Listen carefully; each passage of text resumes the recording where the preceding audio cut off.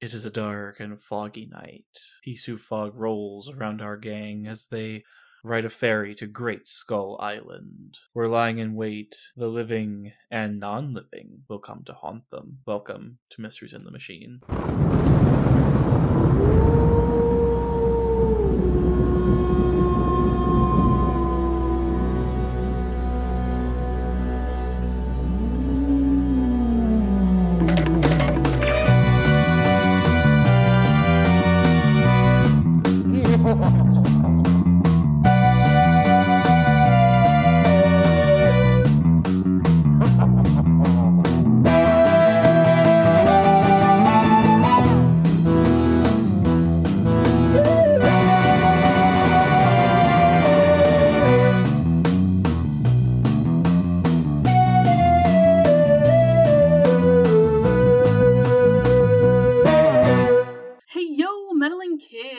My name is Charlie. And my name is Ethan. Hello, my dude. How's it going? You know, Charlie, we are vibing. As of recording yesterday, we recorded our bonus episode about the 2025 Frankenstein. So listeners, if you want to listen to that, go subscribe to our Patreon for $5 a month. You can hear Charlie, myself, and past guests of the show, Josh and Abby, rip Guillermo del Toro's Frankenstein to absolute shreds. I'm so sorry, Ethan. Look, the listeners will hear my thoughts there. You already know what they are. We're just going to move past that, but we're going to move past that because this episode has nothing to do with Frankenstein's. Instead, we have a different universal monster here today. Yes. Vampire Scaredy cats. Yes. Scaredy cat's my favorite monster. Yes, of course. Right. Now, Ethan, you already know that I'm going to have high praise for this episode just because I think it's fun. It is. But it does have the one thing that drags it a little bit, and that is the presence of Scooby-Dum. We were saying this off mic before we started recording. I didn't mind that he was here, though. Yeah, it's definitely not his worst episode ever. No, definitely not.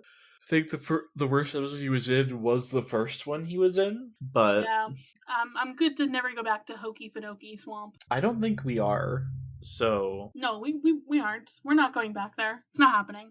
Yeah. But we still have yet to see Scooby-Dee, so... I think that's for the best, to be honest. Worse things are on the horizon, don't you worry. I've heard things about Scooby-Dee from you and from other people who have watched later on. I don't understand the Dew family tree, or at this point it's a fucking wreath for all I know. Yes it is.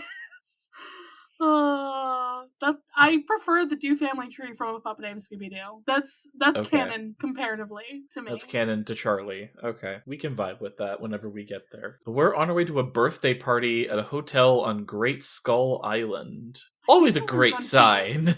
I didn't know we were going to go see King Kong. Yeah. Yeah, so this is the hotel and birthday of Daphne's friend Lisa, who's turning 18. Crazy. And she's going to own the hotel when she turns 18. That's wild that, we meet her dad in this episode. He doesn't seem to be that old. He's not her dad. He's her uncle. Oh, her uncle. Sorry. So I think, I feel like this is probably left to her in, a parent's deed, or not Most deed. likely. A parent's, will or something. Yeah. And that's why it reverts to her when she's 18. Hmm. It's not really explained, but that's my assumption. Yeah. Yeah, and immediately Velma's like, there are vampires on this island. Even before that's great. We get the lore from later on. So we're already scared. We're like, well, that island looks like a skull, and there are vampires here. And there's a giant fog all around. Yep. Spooky vibes. Correct. Is it a shenanigan that Scooby-Dum takes out a camera while it's foggy and takes a picture of the island? Yes.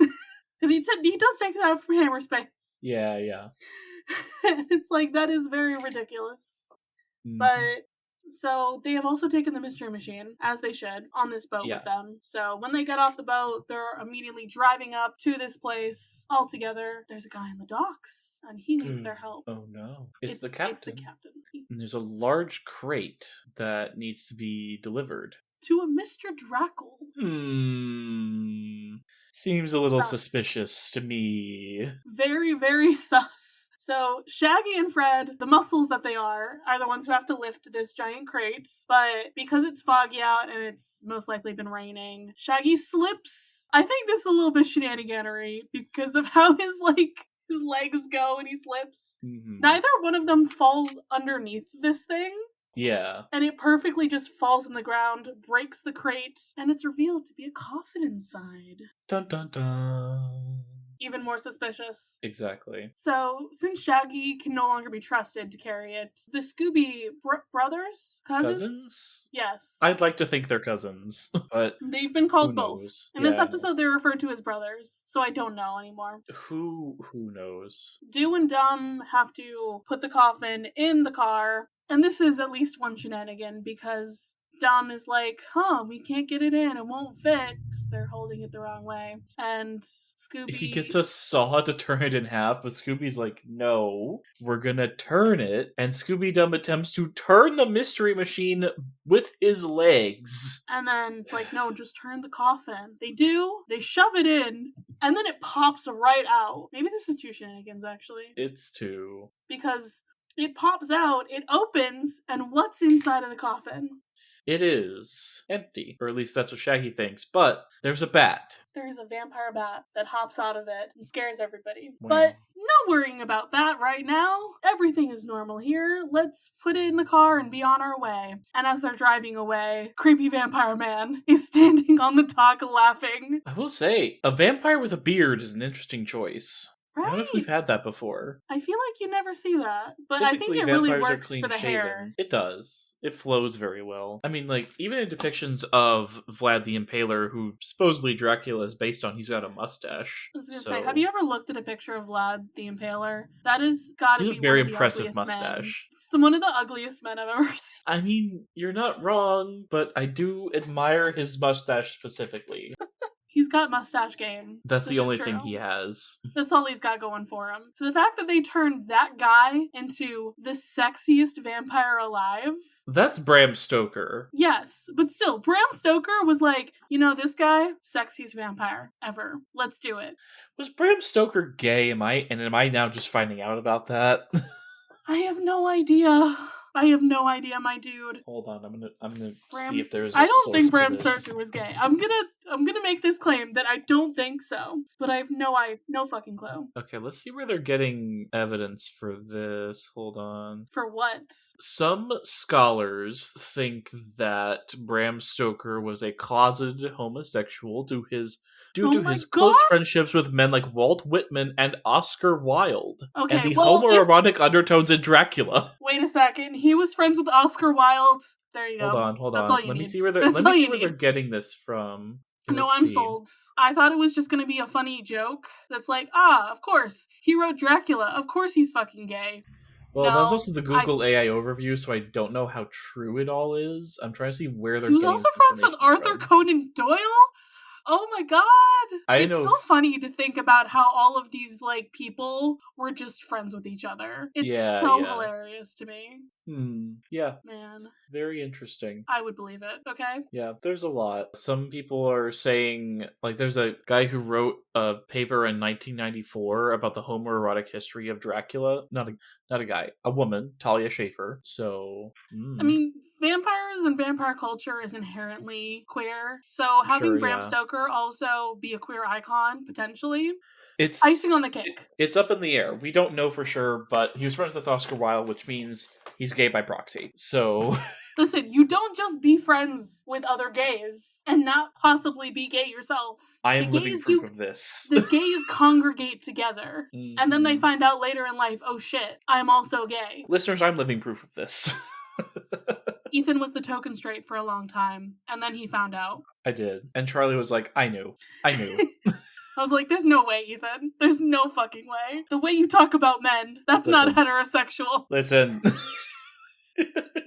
There is a heterosexual explanation for what is happening here. As Ethan as I gesture to myself. All right. Let's get back to this episode. Yes. So the gang is bringing the coffin in and also, going into the hotel because of course they are. They've decided to trust Shaggy and Fred again, surprisingly. There's no one here. Except there is, because Scooby rings the bell on the desk and a man pops up from behind the counter as if he was waiting for that exact moment and scares the living daylights out of Scooby. Me too, bro. I love a little gremlin man. This is our gremlin man of the episode, or at least our first one. There are several gremlin men in this episode. I would argue that the vampire is one of them. Oh, he absolutely is. Well, and then Gremlin Man number 2 is the desk clerk. Yes. And Gremlin Man number 3 arrives behind Velma as they're like, oh yeah, this coffin, we have it for somebody. And, oh, it's his coffin. It's this other man's coffin. This is Mr. Dracul. He would like some help carrying it into the next room. Typically coffins are carried by 4 people at a time, but that's with a body in them, so I don't know. Ethan, I'm assuming that you're aware of the coffin dance thing. Robert has sent it multiple times. Yes, I am aware of the coffin dance. Yeah, that's what I'm picturing right now. When you're like, oh yeah, it has to be by 4 people. I'm like, coffin dance. Yeah, I mean, this is it. I was a pallbearer for my great-grandmother when she died, so that's how I know that, but... It's also giving, palanquin. In a way, except it's... I mean, yeah, that's how you carry a person. You need 4 people. True. Yep. Carry 1 person. So. But Shaggy and Mr. Dracul bring the coffin into another room with the lights out for some reason. Why did they volunteer Shaggy to do this? Good question. He already dropped this thing once. Right. But they bring it into the room and they set it down and Mr. Dracul is like, okay, I'll go turn the lights on. And the room is full of coffins. It's pitch black in here. You only see the eyes of the 2 of them as they're walking in. Yep. And yeah, obviously Scooby's like, what the fuck? Jumps into Shaggy's arms. Are we going to count that as a shenanigan? The fact that I'm tempted to. The fact that he didn't fucking tell them that this was a room full of coffins, the lights were not on when they came in. This is fucking shenanigans, so we can have a dramatic reveal. Absolutely. I also counted the Gremlin Man appearing from behind the desk as a shenanigan. Don't know if I told you that. Good. That's good. That is very cartoon logic to me as well. So we're introduced to Lisa and her uncle Leon. He raised her after her parents passed away, and he's been managing the hotel while she's been ineligible to take it over. Yeah, and he's like, she'll soon be my boss. And then our scaredy cats run in the room. At least Shaggy and Scooby run in the room like, it's coffins everywhere. And Scooby Dum's just kind of sitting at the doorway like, hey, I'm too cool for this. So it's an Undertaker's convention is what is explained to them. Yep. That's your choice. Thing. That's a crazy thing. I didn't know they had conventions for that. Though they picked the right place to do it, I will say that.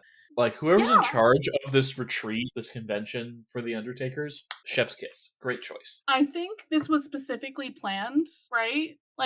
You and I know who the baddie is for the episode, and I'm just like, oh, they specifically planned for the Undertaker convention the same time as there would be this vampire shit going on. Okay, Charlie, I was debating whether or not to count this as the existence of an Undertaker's convention as a shenanigan. Do they exist? You're never gonna believe this. It just happened a couple of weeks ago. The 2025 National Funeral Directors Association International Convention and Expo in Chicago. They exist, Ethan. It's sadly not cartoons. October 26th through the 29th. Not even on Halloween. This is poor planning. I need to join this association and make them know that it needs to be on Halloween next year. So they should. Come on, guys. Get your acts together. And who ends a convention on a Wednesday? Yeah, not even Halloween was on a Friday this year. That would have been perfect. Friday, Saturday, Sunday. Come on, guys. These Undertakers. They gotta get their acts together. Okay. All right, so the girls are shown to their rooms, and the boys are talking to Uncle Leon for a minute here, and his watch goes off. He's got an alarm on his watch that makes a weird ringing sound. Yep. It's probably not important. Lisa shows Daphne and Velma their room, which she thinks is too small. She's like, wait, we're gonna switch rooms because there's 2 of you, there's only 1 of me. I'll stay in here tonight. Don't worry about it. All right. And tell me you don't love this next part where we're getting ready for bed. Velma is working on her abs. Of course she is. Because of course she is. Okay. You froze for a second. I'm just like, are you reacting correctly to this, Ethan? We have evidence. We have confirmation. She's working on the abs. She's doing crunches. She's doing sit-ups. Incredible. I love it. This is earth-shattering, folks. Oh, I love it so much. It's not beautiful. A shenanigan, it just makes me happy. Yeah, it's just a good time. But the shutters bang against the window, and they're like, nope, time for bed. Good night. Just runs and jumps into bed, hiding under the covers. Yep. So later in the evening, we have Gremlin Man, vampire, come into the room, and he's about to, like, it looks like he's about to bite Daphne, because he's, like, hovering over her, like, rawr, rawr, rawr. What do you think of the vampire noises in this? Yeah, the vampire noises in this are odd. They're a choice. Yeah. It's what? Like, why would they cause this? Yeah, I mean... Like, I don't doubt that vampires probably are more cat-like than dog-like. Yes, but aren't they bat-like above all else? Yeah, they should be more bat-like than even cat-like. So does that mean vampires need worse eyesight and to get around by screaming? You know? Okay, now I'm picturing Toph from Emperor Island Players. Yep. Just gotta put a good look at you. Exactly. That's exactly... That would be so good, though, if somebody decided to do that and was, like, actually designing their vampires and their lore after on that. Bats? After actual bats. I mean, if we're going by Dracula rules, they can turn into a lot of different things. Right, because, like, Dracula can turn into a wolf, a bat...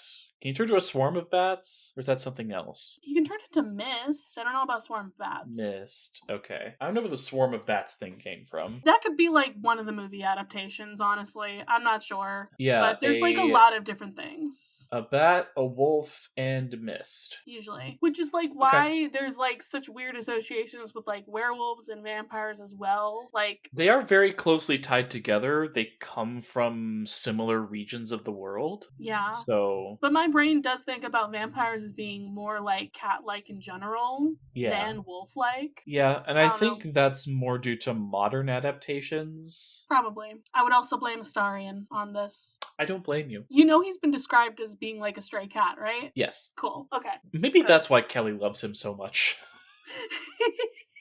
I mean, that could be one of the reasons, but also it could just be that he's hot. So he is a hot man. Have you seen that booty?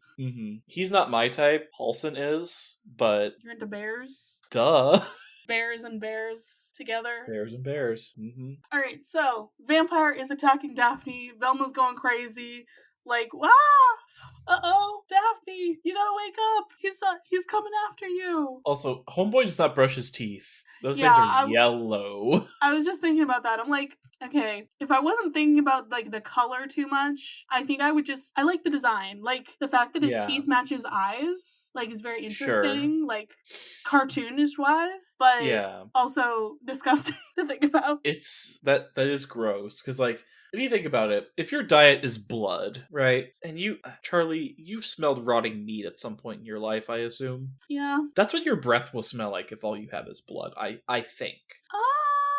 Will it? Or close to that. I'm not gonna Google this, so we'll never know. Okay. This is not information that I want. What I'm saying is my Google. Vampires need to brush their teeth, because their breath will stink. I think anyone's breath would stink if they wouldn't brush their teeth. Yeah. There you go. From not brushing your teeth and drinking blood. Yeah. My breath stinks because I just had garlic bread before we recorded. That's the only reason I couldn't be a vampire. I would say, luckily, you're hundreds of miles away, so I cannot smell your breath. I'm a vampire in every other respect, but I'm also Italian, so... God, the concept of an Italian vampire and not being able to eat garlic ever again. See, the problem is, they're, like, an Italian vampire is also fucked because, like, Roman Catholicism. Right. So there's no way a vampire would survive in Italy at all. Everything in Italy is designed to ward off vampires. Specifically. Yes. Which is so funny because of Twilight. You have the Italian vampires. I don't know. I mean, Stephenie Meyer is Mormon, so she may not have been thinking about that, but Who knows? Oh, she definitely wasn't. And plus, her lore has nothing to do with any of that stuff. They're not, like, Christian symbols, and garlic has no effect on them, so. They're just sparkly. Yeah, that's all. Just sparkles. Speaking of gay. The fucking baseball scene from Twilight. Ugh, it lives in my head. What is it with gay, like, gay tension and baseball? What about baseball is so gay? You would think it would be softball.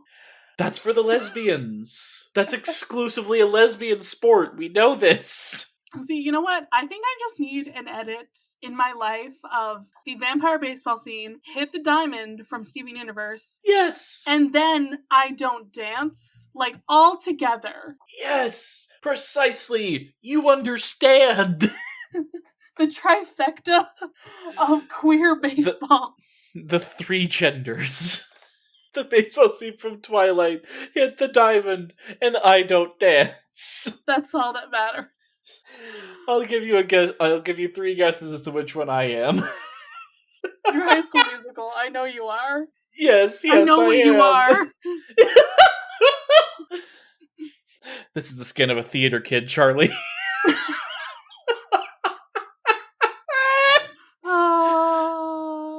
This is a great time today. This has nothing to do with anything. No, it's not. We're not even halfway through the episode. Good lord. Okay, let's keep going. Okay, so shit's happening in the girls' room. The boys are awoken. They have to get in the room. Shaggy and Scooby are gonna run at the door to break it down, and Velma just opens it. Shenanigans. Because a trash can ends up on Scooby's head. Of course it does. So the boys are like, who was it? Was it Dracul? It's like, it wasn't him. It was an actual vampire. He had fangs and everything. But he's gone. He disappeared to thin air. The door was locked and the windows were bolted. He's gone. And now there's a bat in the room. What the hell? Shenanigans? How'd it get in there? I mean, that's the drama of the episode. It chases Shag and Scoop down the hall and under a chair. Another shenanigan. So they think that the vampire turned into a bat. Well, we gotta look for clues, guys. Yep. And because someone said it, Scooby-Dum has to do his thing for a minute. Yep. He gets out his magnifying glass and he spots a cockroach. A cockroach. I'm not really sure. Him. I'm just guessing it's a cockroach. He spots a bug. It spooks him. He jumps backward and finds something. For once, it's a ventilation duct. Shenanigans for Scooby-Dum actually being helpful. Correct. For once. Because that's too cartoonish to ever happen in real life. Alright, so somebody has to go and crawl in this ventilation shaft. And it has to be Shag and Scoop because they're the skinniest. What does Scooby do? He inflates himself. He finds a bike tire pump. And inflates himself till he's the size of a giant balloon. Now, Charlie, I'm not sure if you're on this corner of the internet. Some people, this is someone's fetish. What is someone's fetish? Bike pumps? Inflating of the body. Oh, maybe I've heard of this. I thought you were just gonna say, like, chubby people. No, the act of inflating a body in some way. I don't think that's possible, but good fucking luck, people. If you found a way to do it and not kill anybody, hats off to you. Yeah.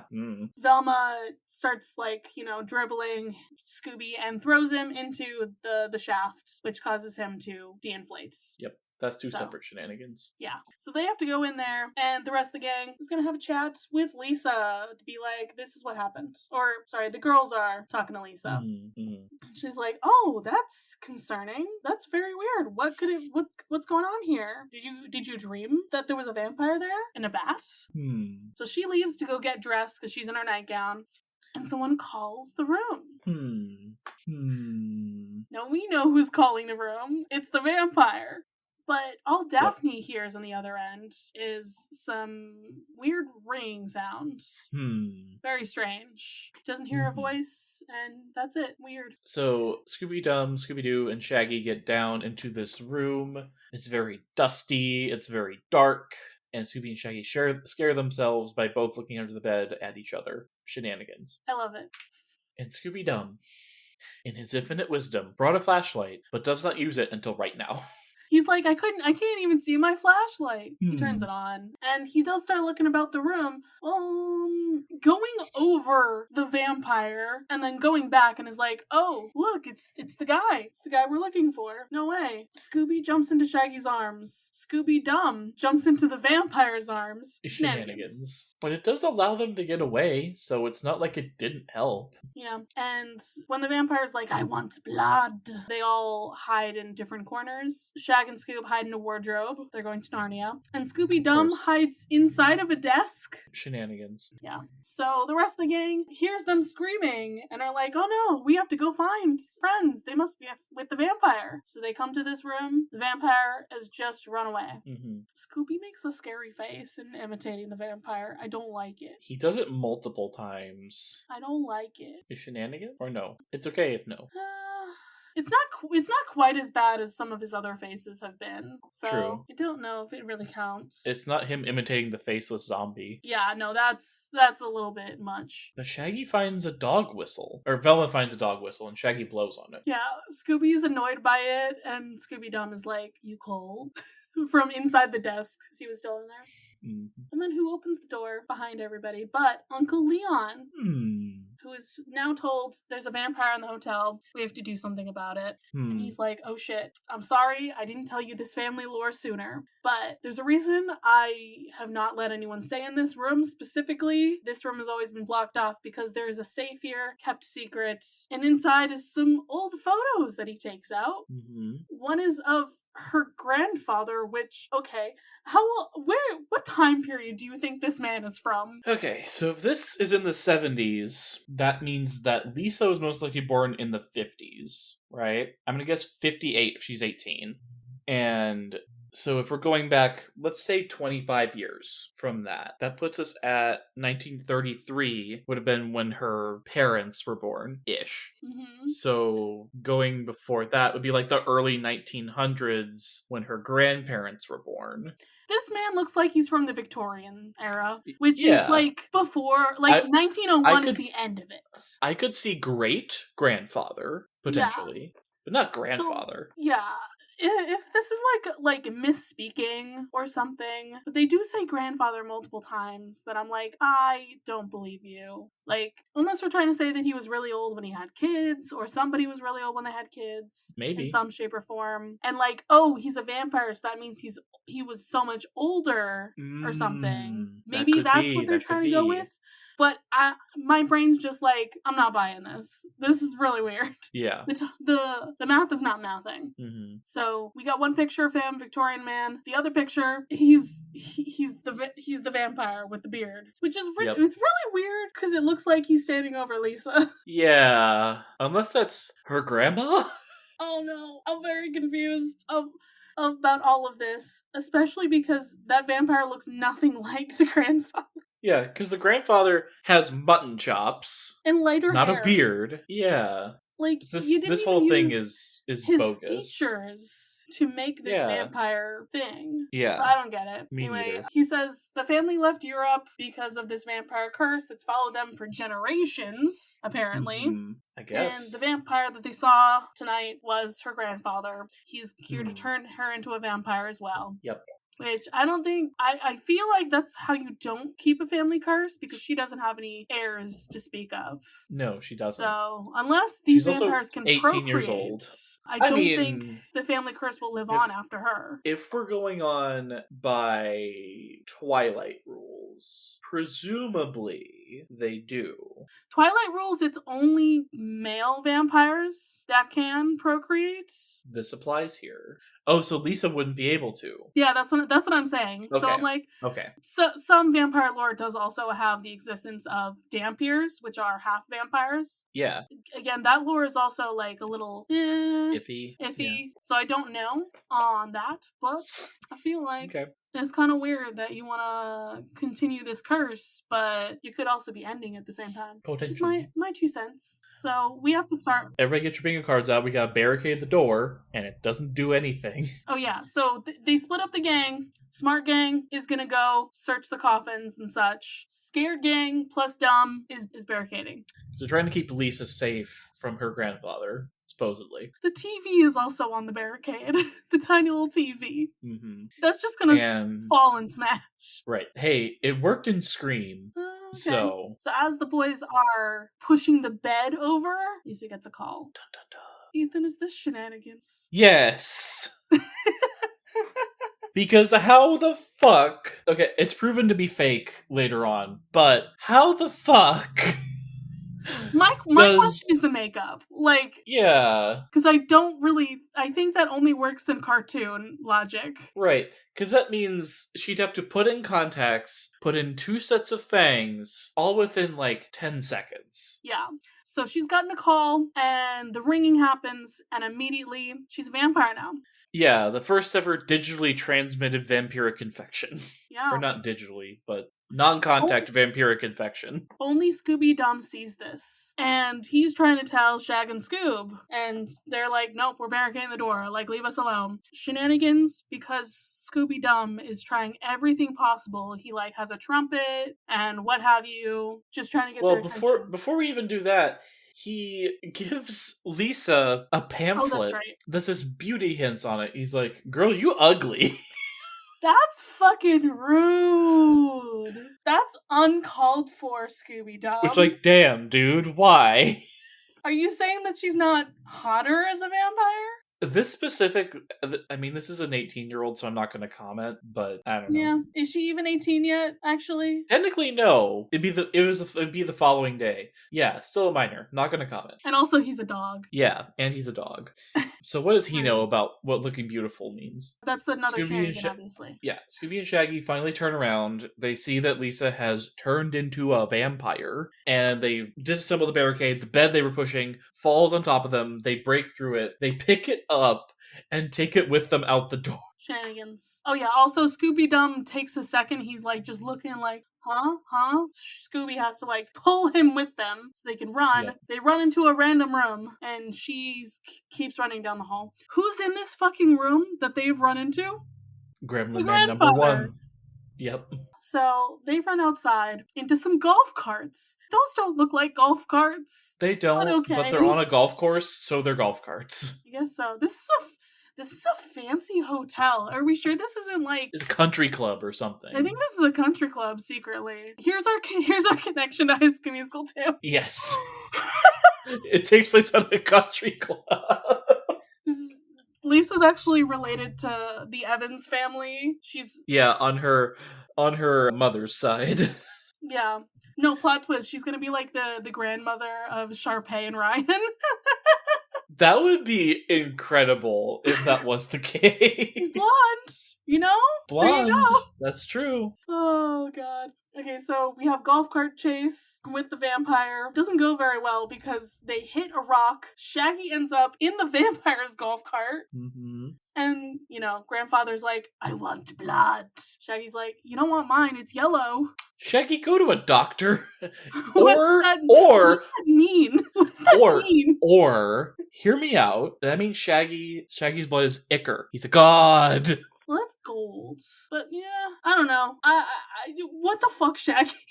What is this joke supposed to mean? Yellow-blooded, you're scared, cowardly. Is that it? Is that a thing? I think so. I've never heard of that. I thought it was yellow belly, is coward. I didn't think it was yellow belly, not yellow-blooded. That's my bad. So I don't know. Maybe he's trying to extrapolate and make that into a joke, and it's not working for me. But apparently there are some animals that have yellow blood. That's cool. Shaggy's a sea cucumber. Shaggy, if you're a sea cucumber, you need to have that checked out. I don't know what to tell you. Oh, now I'm thinking of the sea cucumber from SpongeBob. Okay, they do bump the rock one more time, and Shaggy ends up in the right golf cart. I would count both bumping of the rocks as shenanigans. Alright, I'll count the second one. So we go back to the smart gang. They are checking out the coffins, and they're not finding anything. That's because the scared gang found the vampire. As they are all meeting back up, they're like, hey, yeah, we just ran into him.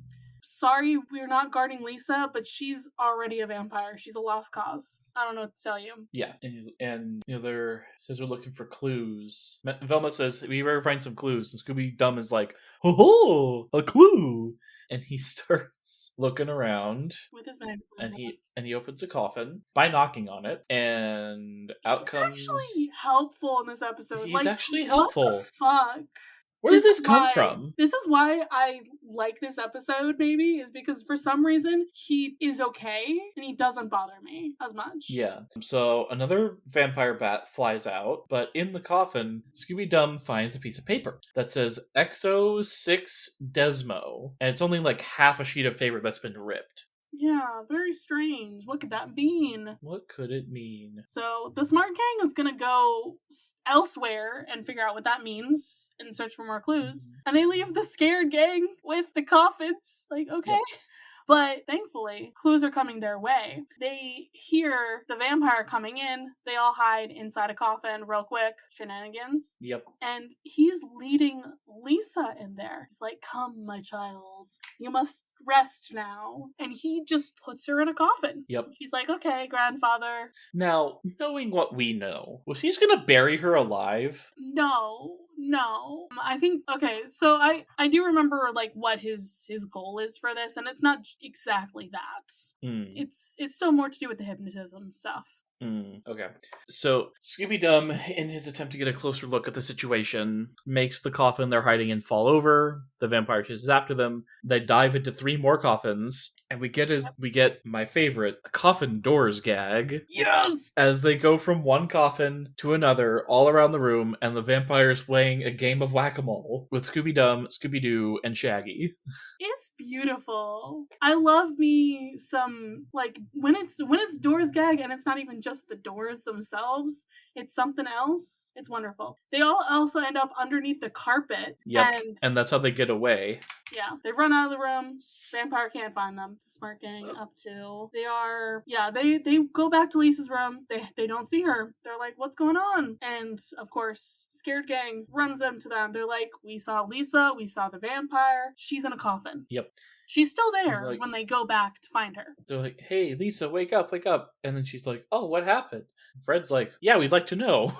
The thing is, I know it's not necessarily airtight, but, like, she would have had a hard time breathing in there after a while anyway. She would have, yeah. That's really not good to do to a person, is put them in a fucking coffin. Mm-hmm. I don't like it. So they tell her what's been going on. They're like, you turned into a vampire, maybe. And we found some clues, and we have to trap this vampire. We're gonna solve the mystery, okay? So they know that the vamp's gonna be looking for Lisa still. Yep. So they need someone to be bait. So they put Shaggy in a blonde wig. Perfect. It'll work. Obviously. He has the legs for it. They have, like, a whole convoluted plan of how this is going to work. Yeah. As usual, it does not really go to fruition. So Shaggy is, like, hiding in the bed, and Smart Gang goes in the closet. The Doos... Okay. Well, Scooby Dum gets in the coffin. Scooby slams the coffin shut, and he's like, hey, I caught the vampire. And the vampire pops in the window directly next to him. Yeah. And then he goes and scares Shaggy. Shaggy runs into the closet. The vampire runs into the closet. It's a separate closet from the one the Smart Gang is in. Yep. Oh, no, it's not a closet. It's just down the hall. Sorry. Yeah. Hilarious. So they all have to chase after him. And the Do and the Dumb are bringing our coffin with them. Yeah. And the shenanigans abound here, because Shaggy is jumping on the diving board next to the pool. He knocks the vampire backwards with his jump into the coffin, and Scooby-Dum and Scooby-Doo shove the coffin into the pool. And then the vampire is, like, sinking into the pool with the coffin. Can he not swim? I think he's treading water, so he can at least do that. It looks like he couldn't swim, because the coffin did open, like, when it went into the water. So it's not like he's gonna drown down there. So now there's a coffin at the bottom of this pool. Yeah, they kind of ruined that for the Undertakers. But they caught him, I guess, because he's in the water. And we get the police involved. They're going to take him away. But first, we have to unmask and reveal what was going on here. Who is it?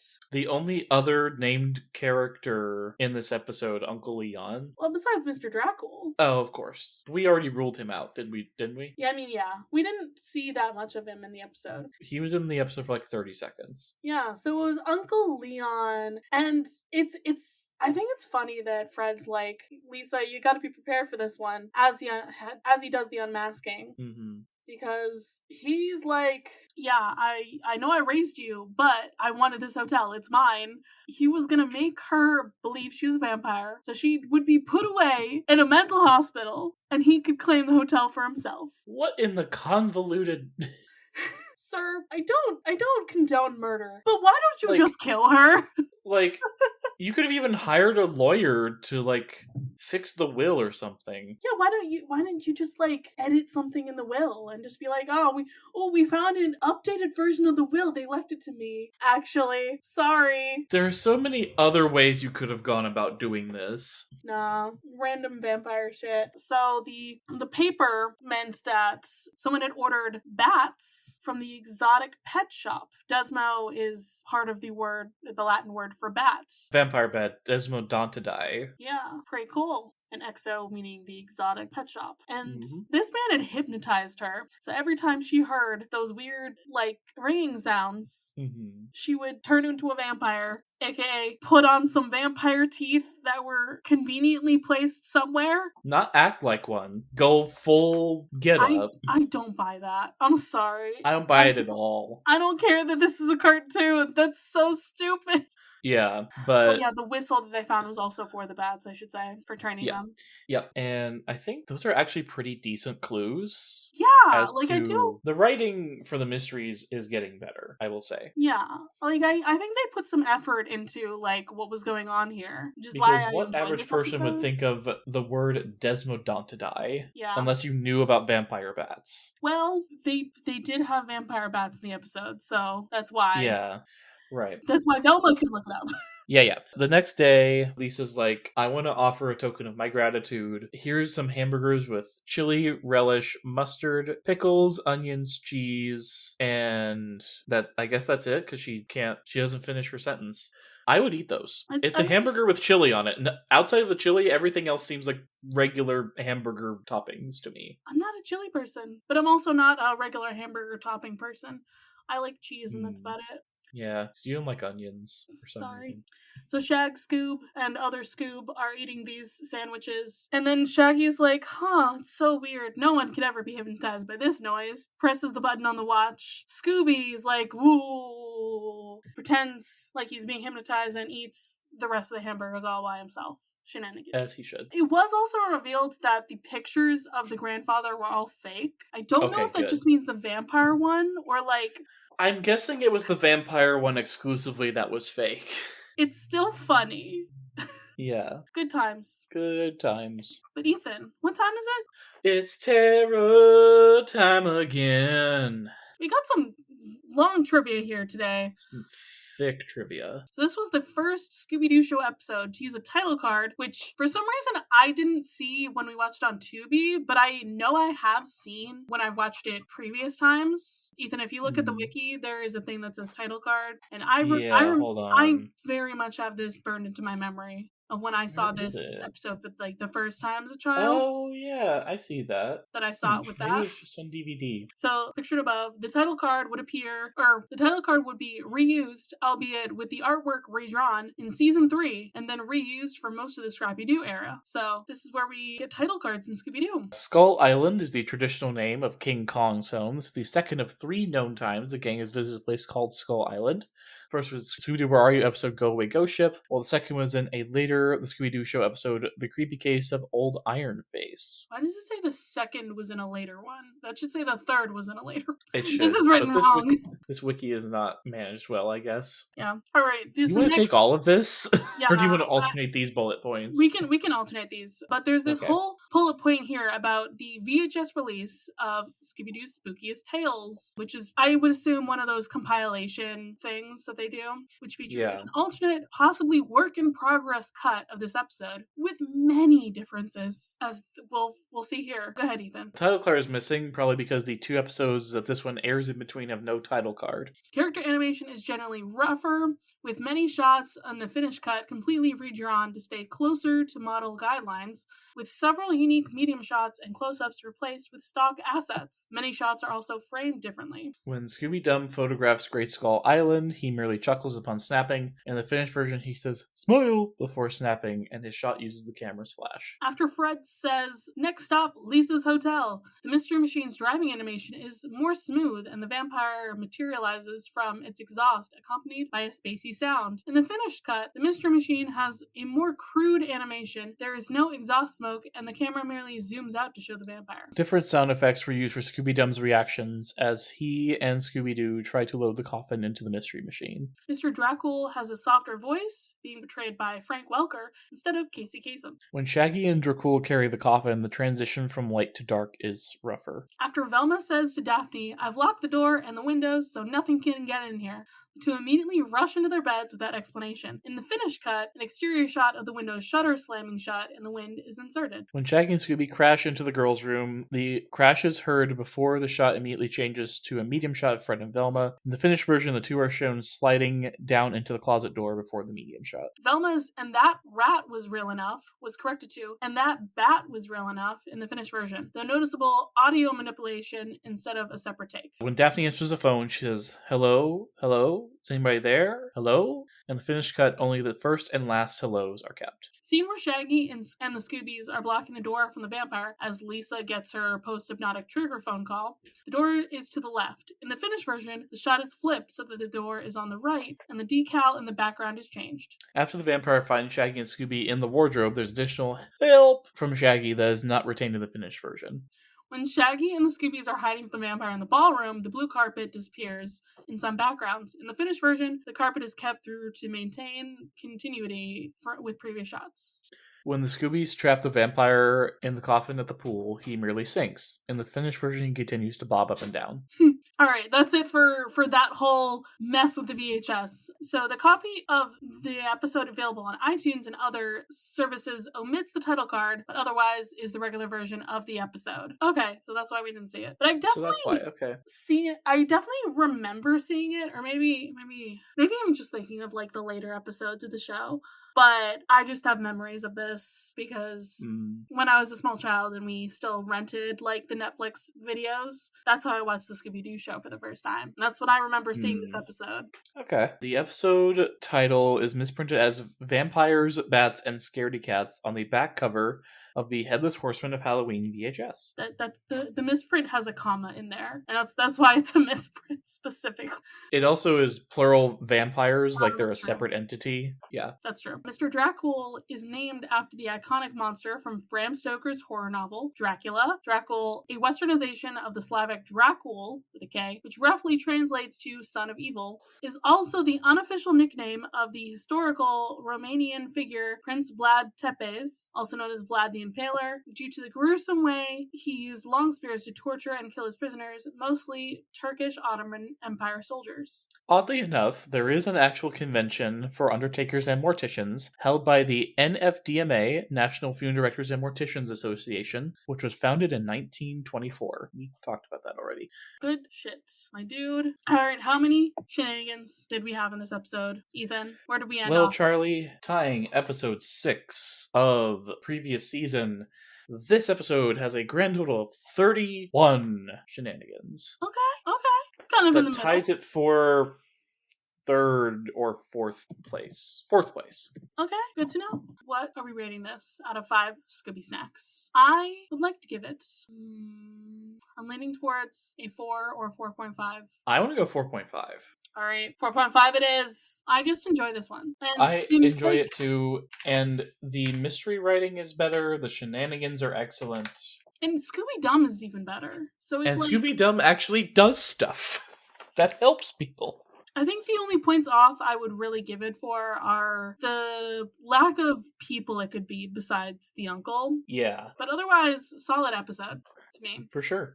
And whose side are you on, my friends? I'm on Mr. Dracul's side. He's just a guy, just trying to have his convention at this hotel in a great spot.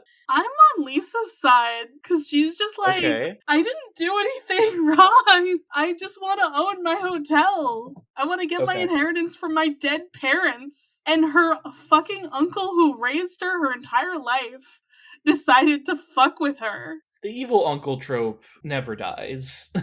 Truly, it never does. Oh, alright. That is our episode, my dude. Very, very fun. And at least for when this is coming out, our next episode should be our Knives Out bonus episode. Yes! Wake Up Dead Man. Releasing so excited. Very soon after this comes out. So we will review that, and that should be our next episode. I'm very excited for this. Me too, man. I can't wait. He's got a different haircut. That's wild. I know. Yeah, and listeners, we have a guest returning from last season. Who could it be? You'll find out next week. Tuned. All right, Ethan, for now, we gotta go split up and look for clues for our next mystery. Well, bye. Bye.